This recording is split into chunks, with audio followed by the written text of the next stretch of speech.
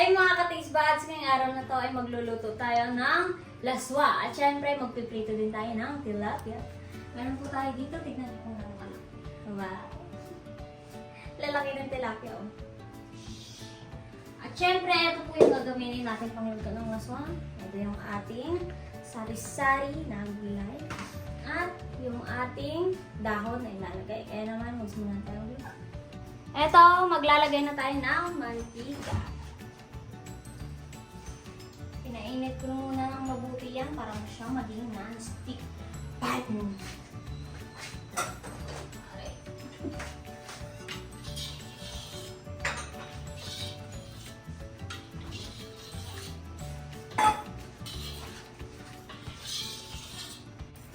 Ito, at sobrang init na ng mantika, kaya naman ilalagay na natin to.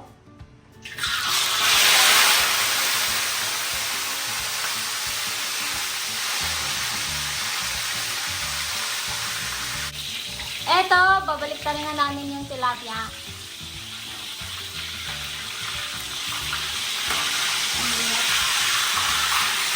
Yun. Eto, isang ikot na lang yan. Ayan, gano'n ko ganda. Oh, bongga.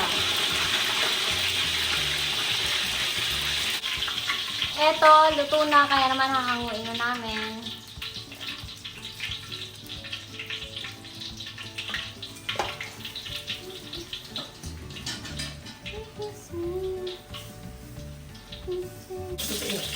Eto, ilalagay na namin yung isa.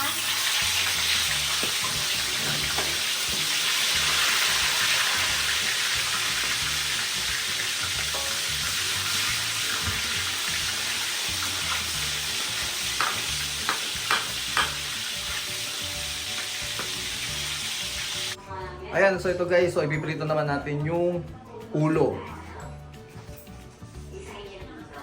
So ito na.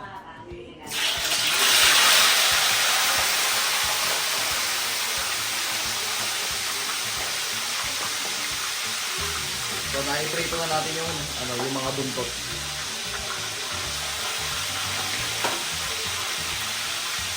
Ayan, so ito guys, luto na yung ulo. So lagyan natin sa lalagyanan. Ang ganda ng pagkakaluto, di ba?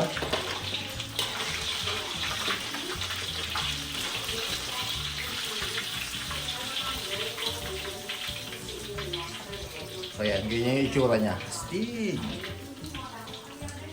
Yan, so ito guys, so nailagay na natin yung niluto natin ulo dito. Ngayon niluto natin yung second na ulo ng tilapia. Ito, compared sa isa, mas malaki ito.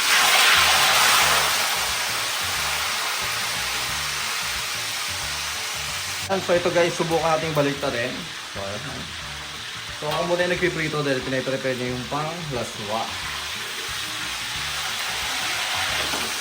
Nice.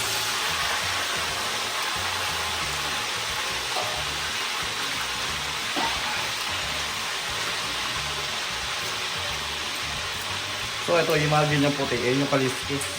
Yan. Hindi pa masyadong naanuhan kasi ako yung nagkaliskis niyan. Okay na yan. Ito, lalagay na tayo ng sibuyas. So bali, magluluto na nga pala siya ng laswa. So yun, di ba napakasimple lang ng mga ingredients yan. So yung ingredients niyan is nagpakulong muna siya ng tubig dyan sa kaldero. So naglagay siya ng sibuyas. Tapos, sinunod natin yung gulay at palambutin. Tapos, saka tayo maglalagay ng pampalasa, panghuluin lang. Ayan, kulong-kulo na yung ating pinakuluan na tubig. Siyempre, ilalagay na natin yung gulay.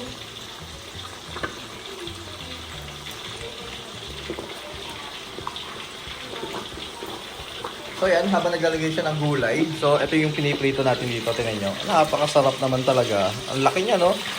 Oh. So yun na, ilagay nyo na yung mga gulay. So ano na next na gagawin mo dyan? Siyempre, hayaan muna natin lumambo. Kaya tatakpan natin. Eto, tiplanan natin ang pampalasa. Yun yung ating tuloy na sarap. Tingnan nyo. pure na healthy kasi alam niyo, pinakuluan ng gulay at nilagyan ng lasa. At syempre, titimplahan na po natin yan ng asin. Yo. Yan, oh, ganda.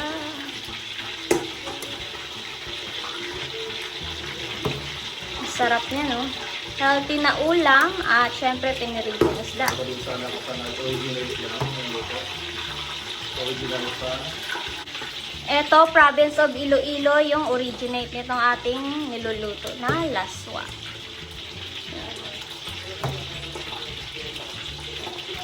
Ito, at luto na po yung ating laswa, kaya naman ilalagay na natin yung dahon ng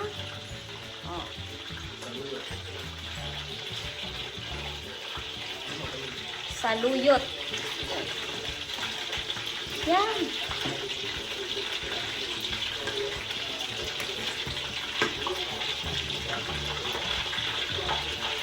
At luto na yung ating laswa. Gano'ng kaganda. Ganda-ganda ng laswa. Healthy na healthy.